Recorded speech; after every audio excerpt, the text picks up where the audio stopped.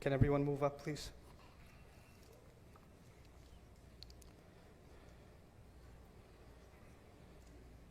السلام عليكم ورحمة الله تعالى وبركاته.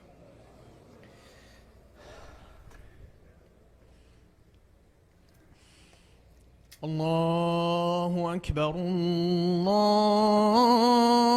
الله أكبر الله أكبر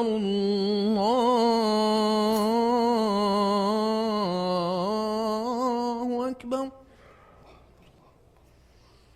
أشهد أن لا إله إلا الله.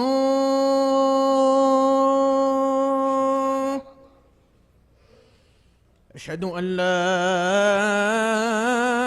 إله إلا الله.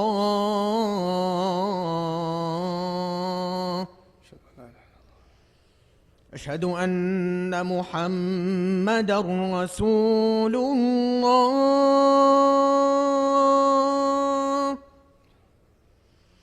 أشهد أن محمدًا رسول الله.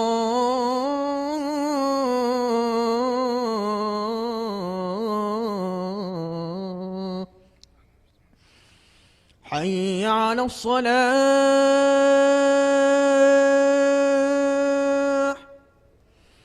حي على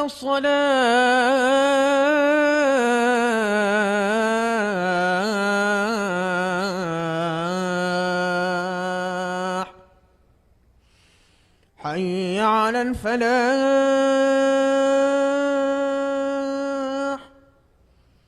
حي على الفلاح.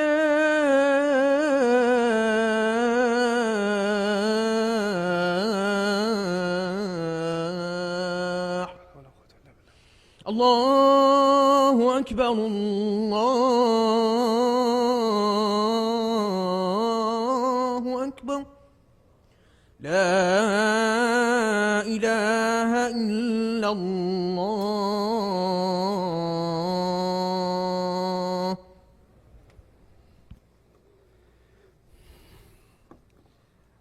الحمد لله. الحمد لله خالق الوجود من العدم، وجاعل النور من الظلم، ومخرج الصبر من الألم، فملقي التوبة على الندم.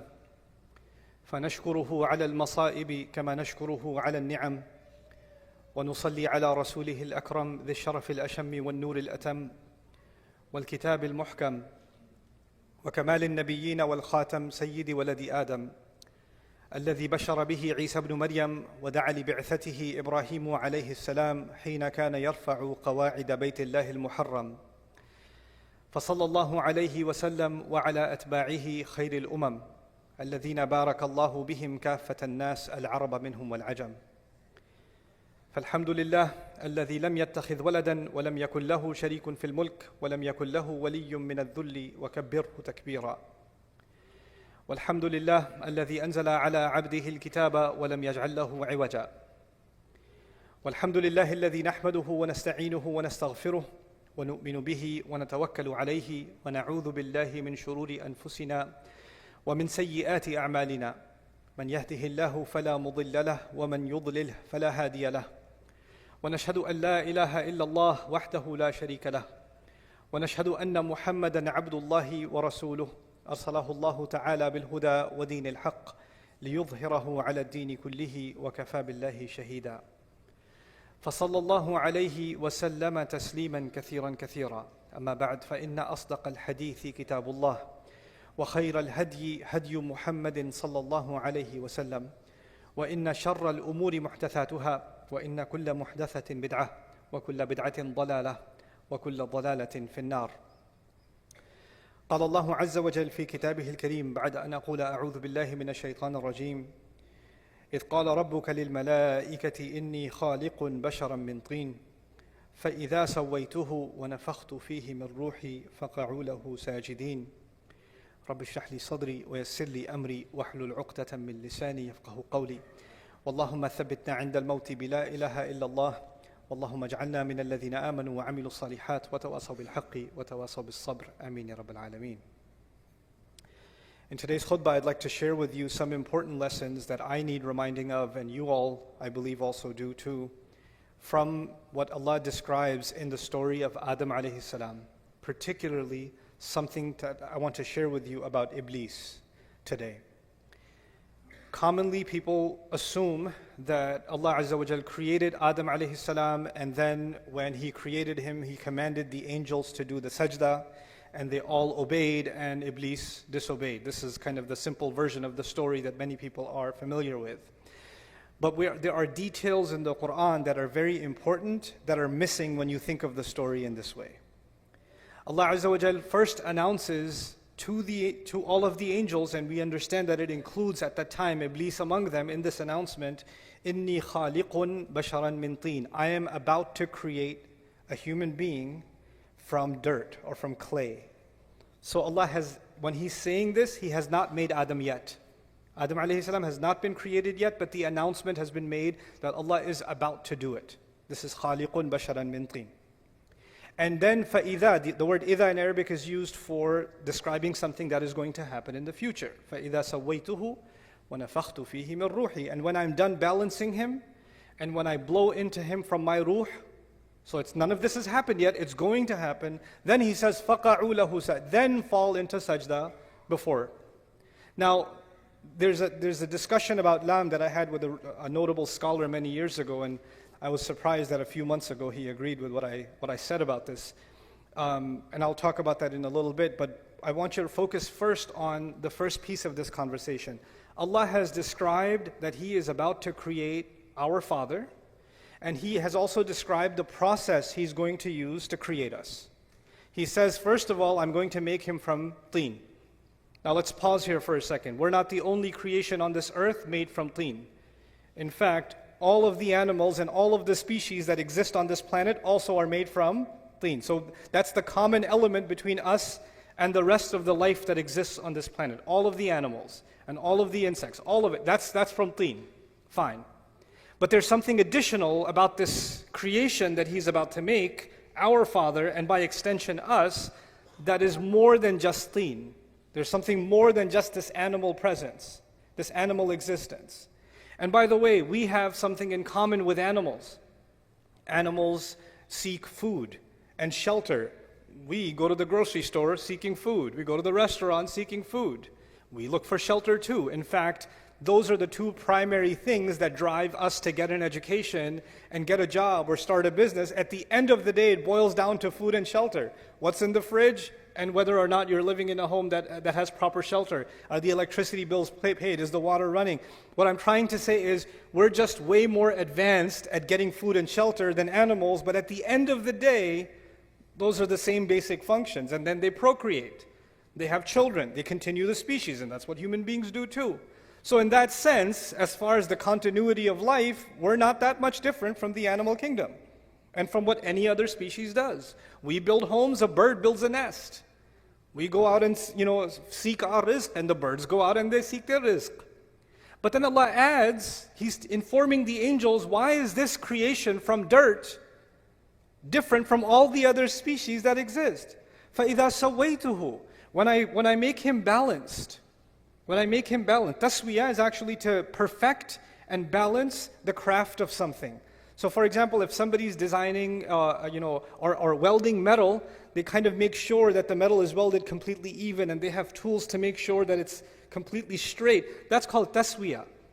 So Allah says that there's a level of balance and perfection that is going to be added to this creature that doesn't exist in other creatures. But in one sense, other species physically have way more balance than we do. Monkeys can hang on one arm.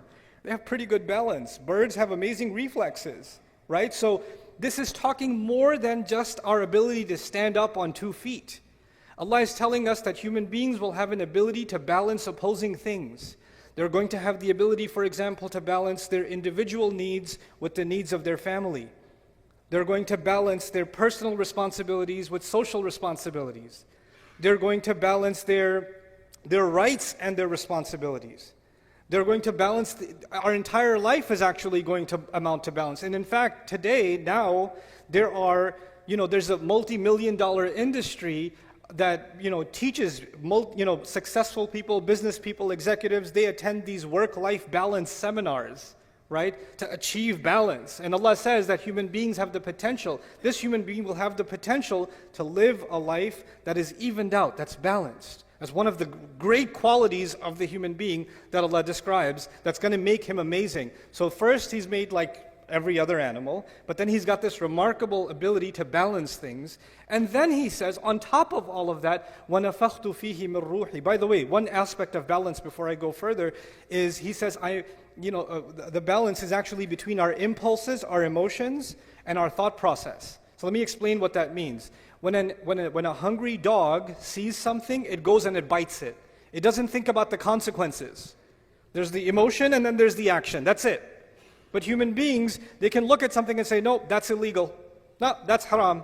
No, their mind comes in at work. They think about the consequences. You're getting late for work. There's a red light, right? You have the ability to balance your emotion, your need, your desire to get to work early, but your need to abide by the law and stop at the red light. We're able to balance our thoughts and our emotions. Unlike other species, when they have an emotion, they have an impulse, they jump on it. They react. But we can think about the consequences. We can think about the long term. We can hold ourselves back. That's actually one of the great names of our intellect in the Quran is Al-Hijr and An-Nuha. These are words that are used to describe our intellect. And Al-Hijr means a boulder, a rock, because a rock is a barrier to moving forward. And An-Nuha is prevention, because our mind prevents us from doing stupid things. It gets in our way, and sometimes, I get overwhelmed with emotions and we make stupid decisions. Or we say things we shouldn't have said, or we do things we shouldn't have done because we weren't thinking at the time, because we let our emotions get out of balance, right? So Allah Azza wa Jalla here says, human beings will be made with this amazing ability of balance. Then He says, وَنَفَخْتُ فِيهِ مِن رُوحِي. And then on top of that, I will blow into him from my own ruh, meaning the ruh that Allah especially designed for this human being, this special spiritual connection, this special thing that will connect him, this human being, and Allah together in a unique way, in this unique, powerful way. That's what's going to be inside him. So this ruh is inside him, unlike other animals and other species. There's a special kind of thing, a special kind of light inside this human being. So he's made up of these three things. He's made up of dirt, and he's made up of this balance, and he's made up of this ruh. Three components Allah described in this ayah, and He let the angels know these are the three parts that will make this human being amazing. And when these three things come together, then فَقَعُوا لَهُ سَاجِدِينَ, then fall into sajda. So when you study sajda in the Quran, you learn something. If you just scan the entire Quran and look at where Allah talks about sajda. Allah talks about sajda when something incredible happens. Allah talks about sajda when a miracle happens. When the sorcerers, the magicians, saw the staff of Musa turn into a snake, a giant snake, and eat whatever ma ya'fikun, whatever they had made up, they couldn't help themselves. They fell into sajda. When Christian people came to visit Rasulullah sallallahu alaihi wasallam, and they heard the Quran, تَرَى أَعْيُنَهُمْ تَفِيضُ مِنَ الدَّمْعِ, you're going to see their eyes start rolling with tears. يَخِرُّونَ لِلْأَذْقَانِ سُجَّدًا, they fall on their faces in sajda because they're so overwhelmed by the miracle of the Quran. There's even an incident in the seerah of the Prophet ﷺ where when the ayah, the kuffar were listening. The kuffar, they don't even believe in the Quran. They were listening. فَأَنذَرْتُكُمْ صَاعِقَةً مثل صاعقة عاد وثمود. When the ayah came, I warn you of a thunderbolt like the one that came to Ad and Thamud. They fell into sajda. They couldn't even help themselves. They fell into sajda. The Quran is describing over and over again when something overwhelming happens, something incredible happens that Allah does that only Allah could do, that a human being feels so powerful, it's like their knees buckle and their pride disappears, and this thing that carries our pride falls on the face. In every culture, historically, this is the place of pride. This is why the king wears the crown here, not on the wrist. Nowadays, the status symbol is an expensive watch or something, that's on the wrist, right? But historically, what is the show of pride in every culture is what goes on the head, right? The turban goes on the head, the crown goes on the head, This is the show of where you stand. There are countries in the world today where they have certain kinds of headgear. Only the locals can wear that. If you wear that, you get in trouble. You can wear a different color. You can't wear, that's their color. That's the elite class, This is our pride. This is our sense of position in society. And you know what? All of that disappears when you recognize the power of Allah. You're overwhelmed by that, you just fall into sajda. That's what the Quran describes over and over again. And Allah is making a claim here to all of the angels. And the angels, it's important to note, the angels don't just see the seen. The angels are creatures of the unseen. So what is invisible to us, like the arsh of Allah, what is invisible to us like the jinn, what is invisible to us like the secrets of the skies. Many of them, the angels, they travel through the skies. So we can be amazed by a mountain or an ocean or a waterfall, the seen world. That amazes us. When somebody studies the universe and looks through an electron microscope, they can be amazed by the vastness of the seen universe. Can you imagine? Add to the seen universe those that have seen the unseen also. How much more amazed by what Allah does are they? And then on top of that, they get to communicate directly with Allah. Allah talks directly to the angels. They're not like us. They have direct back and forth communication with Allah. And Allah is telling them that this creature is so incredible. Of all the vast universe that He created, of all the things that He put in this remarkable seen and unseen kawn, He says this one thing is so powerful that every last one of you should be overwhelmed at what Allah has done when He created Adam. That you should fall into sajda. You should just be like in awe of this incredible miracle of Allah that deserves that all of the angels of Allah, فَسَجَدَ الْمَلَائِكَ كُلُّهُمْ أَجْمَعُونَ, all of them, all together fell into sajda. The thing is, when the staff of Musa alayhi salam incident happened, a few magicians fell into sajda. When a few people heard the Quran, a few, the disbelievers fell into sajda, or some Christians fell into sajda. You find some fall into sajda. And you find in this one incident, every angel that Allah ever created is commanded to fall into sajda. How big of a miracle, how big of a deal is the creation of Adam alayhi salam? How powerful is this creation? When you contemplate that, and again, Adam has not been created yet. This is just the announcement. Why should you be so amazed? What deserves this sajda? What warrants it? Why should they fall on their faces? Well, it's because of these three things. إِنِّي خَالِقٌ بَشَرًا مِّن طِينٍ فَإِذَا سَوَّيْتُهُ وَنَفَخْتُ فِيهِ مِّن رُوحِي. Then الفاء السببية, therefore or thereafter fall into sajda. The fa could be sababiyah too. Thus you will fall into sajda before Him. So now this announcement is made. And Iblis, we know, heard this announcement also. And if Iblis heard this announcement, he also knows that Adam is made up of three things. I keep saying three things so it sticks in your head. Three things. But we know that when Allah tells us that when he refused to do sajda, he turns to Allah. He doesn't say خَلَقْتَنِي مِن نَارٍ وَخَلَقْتَهُ مِن طِينٍ وَسَوَّيْتَهُ وَنَفَخْتَ فِيهِ مِن رُوحِكَ. He doesn't say that. He says, you made me from fire, you made him from dirt. That's just one of those three things, isn't it? There's two more things. And he knows about those two other things. He knows about the taswiyah, the balance of the human being. He also knows about the ruh that is inside the human being. But when he complains to Allah that you made him from dirt, he pretends that he doesn't know about those other two things. But he does. He fully knows. This is a really important thing that I want to highlight in these brief moments in this khutbah. There's hundreds of lessons in the story of Adam alayhi salam, but I hope I can do some justice to this one lesson that I want you to take today.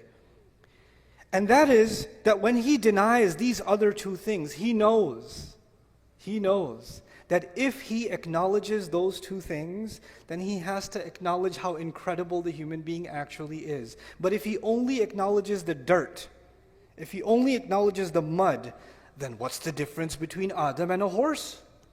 What's the difference between Adam and a cow and a monkey? They eat, he eats. They get shelter, they get shelter. They have kids, he has kids. He's just an evolved animal. That's all. Okay, so he can stand on his 2 feet. Big deal. What's the big deal? He's just an evolved species. There's nothing more to him.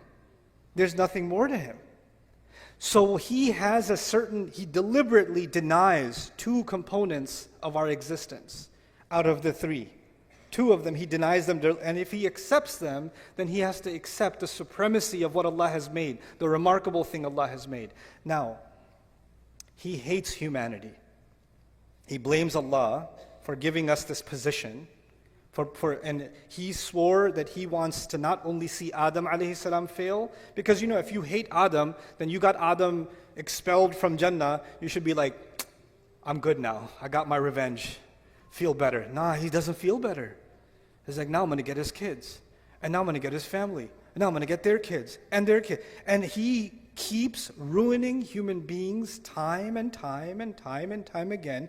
And the rage of his fury doesn't go away. He doesn't feel any better after getting revenge or destroying. He doesn't feel any better. So the thing is, how does he destroy human beings? He does many things to destroy us. But one of the most important things he does, which is actually, now I get to talk about the topic of my khutbah today. One of the things that we learn from this passage and these ayat of the Quran is that Iblis did not want the human being to be acknowledged as something worthy. And his greatest success, one of his greatest successes, if he can convince you and me that in fact you're not worthy. Self-worth, valuing yourself, respecting yourself as a human being is actually one of the great crises in the world today. People in the world of sociology, people in the world of psychology, people in families across the world are facing a crisis of people who don't see any worth in themselves. Oh, I used to have a job, but I'm retired now. Nobody cares about my opinion. I'm worthless. I just sit home all day. My son has a job. My daughters are gone away to college, and I'm just useless here. I'm just a burden on everyone. There's an old man sitting in his home thinking he's completely worthless. All I can do is just go to the masjid and come back, but I live with this worthlessness inside me. It's just better if I just die. These are the thoughts he has inside. He doesn't say it. Sometimes he even says it. He lives with this worthlessness. A young man lives with worthlessness. He says, my brother graduated, my cousin got a job, everybody else is doing better, this one already got married, look at me, I've got nothing. I didn't accomplish any of those things. Oh, I wasted so many years. I should have done this, I should have done that. Everybody tells me I'm a loser, I must be a loser. What does Iblis want to do? He wants to get people to say things around you in your life. They'll say things to you that make you feel worthless. They don't even realize they're doing it. They don't even realize it. But they're having this effect on you when you start thinking, yeah, maybe I am worthless. Maybe I'm not that big of a deal. I'm a nobody. I'm a nobody. And you know what that does? Once you develop low self-esteem, you don't value yourself, then you're always thinking the only way I will be valued is if somebody else values me. If somebody else approves, then I have value. So I'm gonna take a picture of myself. I'm gonna make sure I change all the filters enough times, and then I'm gonna post it online, and I'm gonna wait for somebody to do this, or somebody to put one of these, or at least a mashallah or something. Give me something, because if somebody gives me, I have some value. Okay, now what do I gotta do? I need more value, because I'm worthless again. I haven't posted in 2 days. I need to get back on. I need to feel valued again. When you don't have enough value for yourself, you're always looking for value from where? Somewhere else. Someone else. Always looking for somebody else's approval. Always looking for somebody else's compliment. You didn't say anything. So what do you think? What do you think I should do? What do you think of this? What do you think of that? Constantly asking for somebody else's opinion. Because without it, you're worthless. And then you become afraid. When you have low self-esteem, then you can't deal with any of your rights. Like, people can walk all over you, they can humiliate you, and in your head you're like, yeah, I deserve it. I'm scum anyway. I mean, I deserve even worse. And then what's even better is Iblis comes to those in your life sometimes and he says, hey, say this to him. Say, you know what? I know I treat you like a dog, but you deserve worse than that. So you should be happy that I even treat you this much. Okay, you're lucky to even get this much treatment. And you hear that enough times, and what happens? You start internalizing it. Because human beings, even if you reject something at first, if you hear it enough times, you start getting influenced by that. You start seeing yourself that way. You start developing a hatred not just for others, but also for yourself. And then this rage inside you is always like, my opinion doesn't matter. Everybody else's opinion matters. My voice is no good. Everybody else's voice is better. My presence is a burden. I have nothing to offer anyone. When you start developing this is a great victory of shaitan, because shaitan says, that's what I was saying, man. That's exactly what I was saying. Just dirt. Look at him. What balance, what ruh. And what does Allah do? Before you and I even came on this earth, because of what our father was given, which we have been given, the creation of our bodies, then on top of that the taswiyah, and on top of that the ruh. He gave us an honor above all of Allah's creation, and all of Allah's creation see us as a miracle of Allah, worthy of all the angels falling into sajda, in awe of what Allah has done, in amazement at what Allah has done. So now the angels in the heavens are impressed with you, and you're not impressed with yourself. You think you're worthless. Allah says in the Quran, وَلَقَدْ كَرَّمْنَا بَنِي آدَمَ. We honored the children of Adam. We honored the children of Adam. You know what this ayah teaches me? It teaches me I don't have to look for validation from anybody else. I can look for, did I do a good job or not? I should check. Did the food come out? You shouldn't take this lesson and say, you know what? I don't need anybody else's opinion. Now, I'm going to go home and pour all the salt into the food and then cook it and say, how does it taste? Well, I don't care about your opinion because Allah has honored me. That's not what I'm saying. That's not what I'm saying at all. We do need to get correction from each other. And by the way, when you value yourself, then being criticized is not humiliation. When you truly honor yourself, when you truly realize your worthiness, then you realize that if someone is criticizing me and saying, hey, you said this incorrectly, or you need to improve this, or this could be better, then they're doing me a favor to help me improve. I don't feel like I'm being insulted, because when you have really low self-worth, then criticism feels like you're being pushed even lower down. But that feeling goes away once you have value for yourself. Once you recognize Allah has given me value. Then you start seeing correction or criticism as an opportunity to grow. It's not humiliating anymore. But this is one side of the equation, that we value ourselves. But Iblis, he's got multiple tactics. And I talked about balance in the beginning. One of the things Allah gave us is balance. Nowadays, because people are no longer, the majority of the world is no longer interested in educating itself through books or reading or long study. In fact, if a video is more than 30 seconds, move on. And then they say, you know what they call that? I've been doing a lot of research. No, you haven't. You've been swiping TikTok. That's not called research. But I've been doing a lot of research into psychology. No, you haven't. A 3-minute YouTube video was not research into psychology. You haven't studied anything. Right? But we've become accustomed to quick sound bites, quick kinds of education. And as a result of that, we want quick validation. And one of the things that's happened in a lot of this social media environment is one subject that keeps coming up is self-love, self-worth, self-esteem, which is what I'm talking about too. But you can take that too far. You're amazing. You're the best. Believe in yourself. You. Nafsuk. And you're like, yes, nafsi. And you become like obsessed with, yeah, I'm awesome. I'm amazing. And then some parents do this to their kids. You're the best. You're the best ever. You're the princess. The little 4-year-old girl. You're my princess. Everybody else is ugly. You're the prettiest. You're the best. And this little girl turns into a monster. She goes at school and she goes, the princess is here. Kiss the ring. Like she develops this inflated sense of self. Our worthiness before Allah is something that should make us humble. Allah gave me such a high position. I better put that to work. I want to give you this by analogy. Imagine somebody gave you didn't believe in yourself. You don't think you're that good, but you applied for a job anyway. Right? You applied, they're like, I'm pretty sure they're not going to hire me. You get a call back and they want to give you the executive position. Way higher. And from what you know of yourself, you're like, I'm so not qualified for this. But you get put in that position anyway. Now once you get put in that position, I want you to think about, and I want myself to think about, what's going on in my head inside? Am I thinking, yep, the boss is here. Watch out. That's my chair.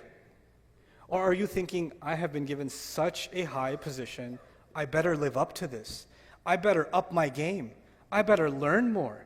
I better become more adaptive. I better, honor this role that I've been given so I can actually prove my worthiness. So the honor was given to you first, even before you got a chance to prove yourself. The healthy attitude would be, I need to live up to this. Like it or not, now I'm here, I better step up. You understand? On the flip side is someone who gets that position without having earned it, and then says, you know what else is there to do? I already got this position. Now I can look down at everybody else who doesn't have this position. Fake it till you make it, right? That's not how this works. This is actually the reality of arrogance. So on the one hand, we value ourselves, but what we actually are supposed to value is the potential that Allah gave us. We're supposed to value the ability to make the effort that Allah gave us, not the things that Allah gave us. The things that Allah gave us, He can give to anybody else. And these things will come and they will go. But the only thing of value before Allah is, and before ourselves should actually be just our efforts. وَأَلَّيْسَ لِلْإِنسَانِ إِلَّا مَا سَعَى. Human beings will have nothing of worth on Judgment Day except the efforts that they made. That's it. That's all that's going to matter. So what's this balance between confidence and humility that has to be struck? Because too much self-worth will turn into arrogance. And too much humility, then you start thinking, I'm nothing, I'm nobody. I'll give you an example of this that I saw in the Islamic space. I was at a university many years ago. There were almost no Muslims in the university. 5 or 6 young men that are Muslim students in the university, right? And there's no masjid for like 100 miles. So they've got to make Jumu'ah by themselves, these 5 young guys, right? And one of them is a Hafiz Quran. So obviously it falls on him to kind of prepare something, learn a little bit, to be able to give the khutbah and to lead the prayer. And he won't do it. He won't do it. And then you go to him and say, hey, why won't you give the khutbah? Akhi, I am nothing. I'm just a faqir. I know I'm my worthlessness before Allah. How can I stand on the minbar of Rasulullah sallallahu alaihi wasallam? Because I know that I'm not even worth the dirt of the feet of the ulama that are here. And he starts giving you this whole humility talk about how, no, I'm nothing, I'm worthless, I'm useless. And I tell him, I know you're useless, but still, the thing is, if you don't do it, this guy is going to lead the prayer in English. He's going to say, oh, God is great, and then he's going to, that's what he's going to, so you know what? You kind of have to step up, bro. You got to step up. You've been put in a certain position. This is not about arrogance. You're confusing the need for confidence with arrogance. This is a time to show confidence. But too much confidence, now if you imagine he starts giving the khutbah, but then there's somebody else that comes along and says, hey, this week we have a scholar. Oh, why is he taking my spot? I like my spot. Why you got to take my spot for? Can't you give him like Saturday khutbah or something? I don't know. Is there an alternative? Because I'm kind of used to having the main stage, right? So now there's arrogance. So there's this balance between confidence and humility that has to be struck. And that's what Allah Azza wa Jal defined as one of the most amazing qualities that human beings have, that Allah gave inside of us. There's this spiritual and there's this material. There's this confidence and there's this humility, and they both coexist. There's taswiyah all the time. And it's remarkable, right, that on the one hand Allah mentioned dirt, and on the other hand Allah mentioned the ruh, the two opposites, and in between them He mentioned balance. فَإِذَا سَوَيْتُهُ وَنَفَخْتُ فِيهِ مِنْ رُوحِي. SubhanAllah. Like our entire life is supposed to be a struggle to find that balance, to find that real worth in ourselves. So we're not looking for it in other people, we're not looking for it in things, we're not looking for it in posts or engagement or followers. We're not looking for worth in the clothes we're wearing. We're looking for worth in what we give to Allah Azza wa Jalla. And if you're an old gentleman or you're retired and you feel like you have nothing to offer the world, stop thinking this way. Every one of us will be a learner until the day we die. There's no age where you should stop learning. And the more you're learning, the more you're enriching yourself. And the more you enrich yourself, naturally the world around you gets enriched. There's more wisdom you can offer. There's more you can give. Somebody, and this is the last thing I'll share with you, a gentleman who passed away recently that I knew about, an elderly gentleman who had retired many years ago, and he was just living at home, and he spent his entire day just studying and learning and studying and learning. And when he passed away, his children, because he hadn't had a job, so if you look at it from a material point of view, he was kind of a financial burden on the family, trips to the hospital all the time, and what are we going to do with him? Who's going to take care of him? But on the other hand, when he left, all those kids and his grandkids and all of them, you know what they remember? The things he used to read and he used to share, the wisdom that he used to share. And that those little bits of wisdom, you don't know, they might change that grandson's life. There may be a time where, just like Allah describes Yusuf alayhi salam, لَوْلَا أَرَّآ بُرْهَانَ رَبِّهِ, Yusuf alayhi salam heard some bits of good counsel from his father Yaqub when he was little, and so many years of his life he held on to Islam. The only tarbiyah he had were some words of wisdom he heard from his father years ago, right? So no goodness is worthless. No good effort is worthless. No human being is worthless. Find value in yourself that Allah has already given you. May Allah Azza wa Jal allow us to value ourselves, see our worth, and not allow shaitan to make me and you see ourselves as someone worthless or unworthy or someone who should be stepped on or should be punished. We should stop doing that self-hatred, and may Allah allow that self-value never to turn into arrogance. Barakallahu li wa lakum fil Qur'an al-Hakim wa nafa'ani wa iyyakum bil ayati wa dhikr al-Hakim. الحمد لله وكفى والصلاة والسلام على عباده الذين اصطفى خصوصا على أفضلهم وخاتم النبيين محمد الأمين وعلى آله وصحبه أجمعين. قال الله عز وجل في كتابه الكريم بعد أن أقول أعوذ بالله من الشيطان الرجيم إن الله وملائكته يصلون على النبي يا أيها الذين آمنوا عليه وسلموا تسليما. اللهم صل على محمد وعلى آل محمد كما صليت على إبراهيم وعلى آل إبراهيم في العالمين إنك حميد مجيد. اللهم بارك على محمد وعلى آل محمد كما باركت على إبراهيم وعلى آل إبراهيم في العالمين إنك حميد مجيد. عباد الله رحمكم الله، اتقوا الله، إن الله يأمر بالعدل والإحسان وإيتاء ذي القربى وينهى عن الفحشاء والمنكر ولذكر الله أكبر والله يعلم ما تصنعون. أقم الصلاة إن الصلاة كانت على المؤمنين كتابا موقوتا.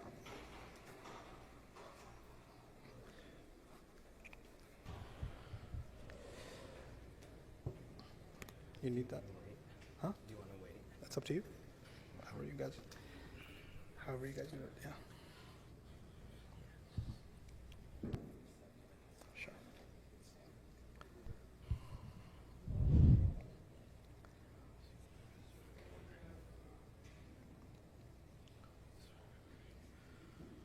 الله أكبر الله أكبر أشهد أن لا إله إلا الله أشهد أن محمد رسول الله حي على الصلاة حي على الفلاح قد قامت الصلاة قد قامت الصلاة الله أكبر الله أكبر لا إله إلا الله. استقيموا يرحمكم الله. الله أكبر.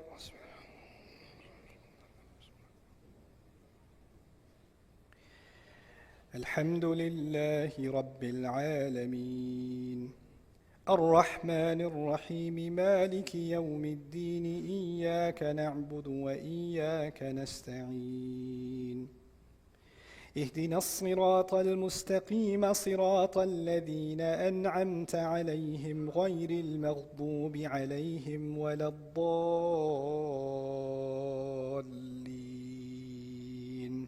آمين.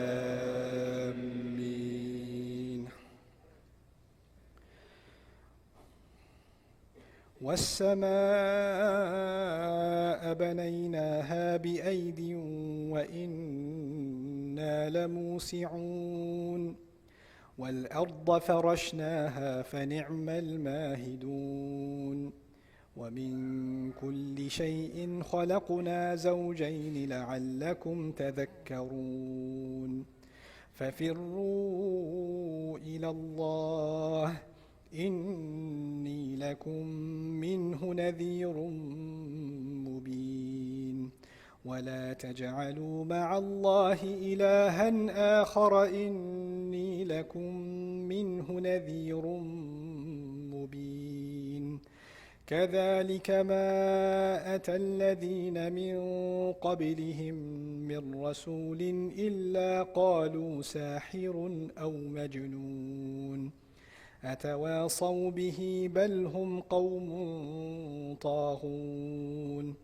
فتول عنهم فما أنت بملوم وذكر فإن الذكرى تنفع المؤمنين. الله أكبر.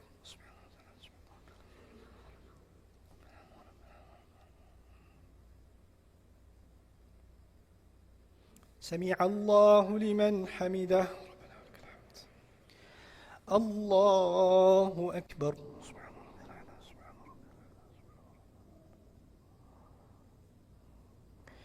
الله أكبر.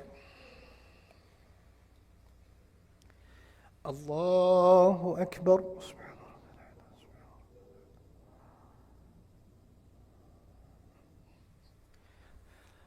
الله أكبر. الحمد لله رب العالمين الرحمن الرحيم مالك يوم الدين إياك نعبد وإياك نستعين اهدنا الصراط المستقيم صراط الذين أنعمت عليهم غير المغضوب عليهم ولا الضالين آمين.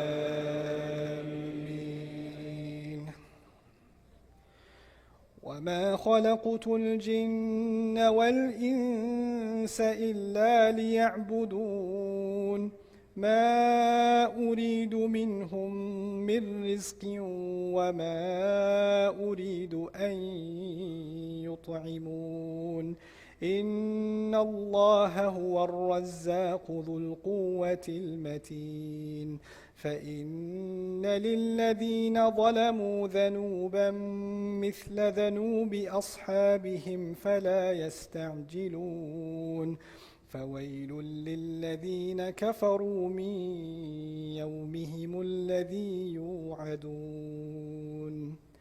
الله أكبر.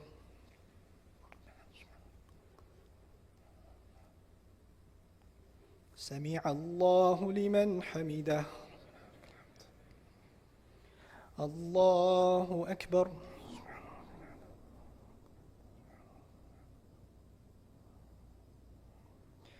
الله أكبر. الله أكبر.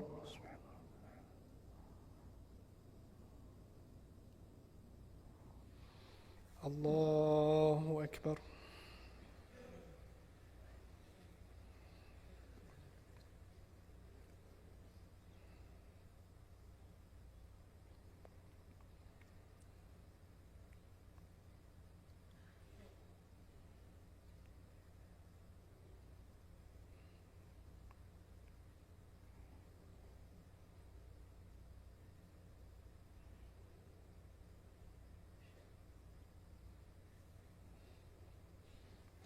السلام عليكم ورحمة الله.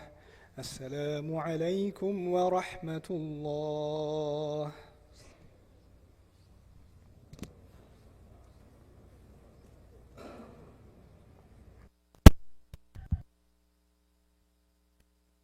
Assalamu alaikum. Jazakallah Ustaz Nouman. Thank you so much for this very encouraging khutbah. So please, we have a janazah prayer. So please stay on for a few minutes.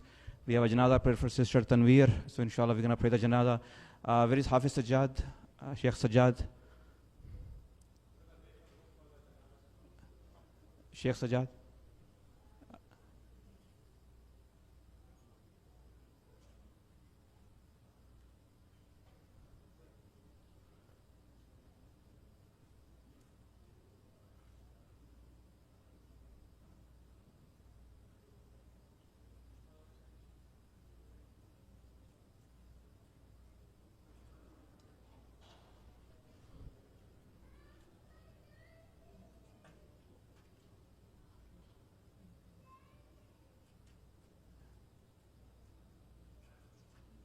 Samir, can you check if Sheikh Sajjad is here?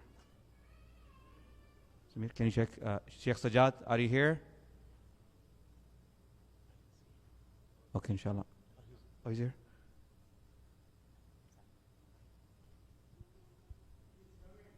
Okay, inshallah. We'll wait. Just inshallah.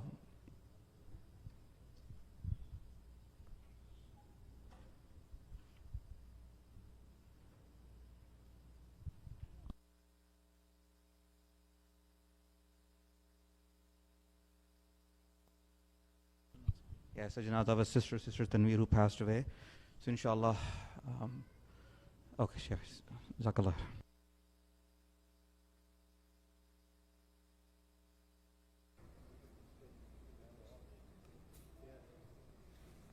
You can come up front. Just one up. Everybody just move one up. So there will be 4 takbirat. After the first takbirah, inshallah, Surah Al-Fatiha. And the second takbirah, you have to read peace and salam upon Rasulullah sallallahu alaihi wasallam. And after the third takbirah, we're going to make dua for the sister. And after the 4th takbirah, we're going to make salam, inshallah. Allahu Akbar.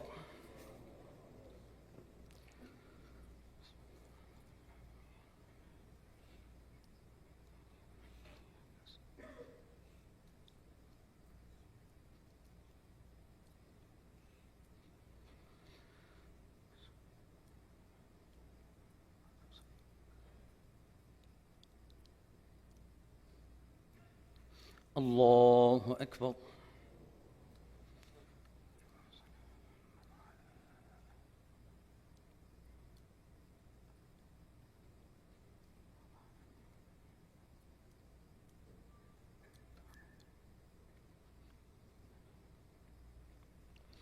Allahu Akbar. اللهم اغفر لها وارحمها اللهم اغفر لها وارحمها واكرم نزلها ووسع مدخلها واغسلها بالماء نقها من الخطايا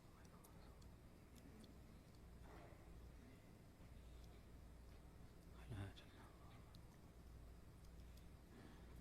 اللهم اغفر لحينا وميتنا وصغيرنا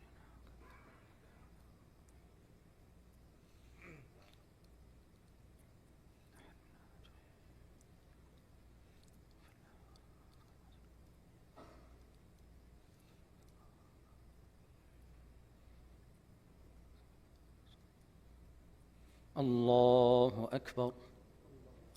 السلام عليكم ورحمة الله. السلام عليكم ورحمة الله.